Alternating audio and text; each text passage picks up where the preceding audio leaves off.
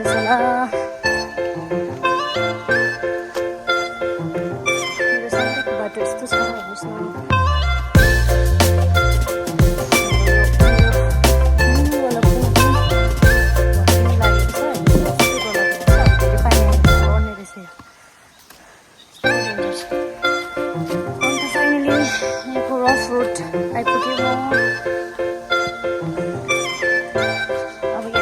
झन्डै यहाँबाट चाहिँ झन्डै हजुर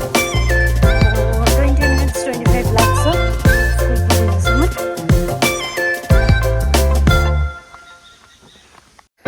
एन्ड यस यो चाहिँ मेरो फेभरेट प्लेस हो जहाँ चाहिँ म एक्लै इन्जोय आफ्नो ओन कम्पनीहरू गरिरहन्छु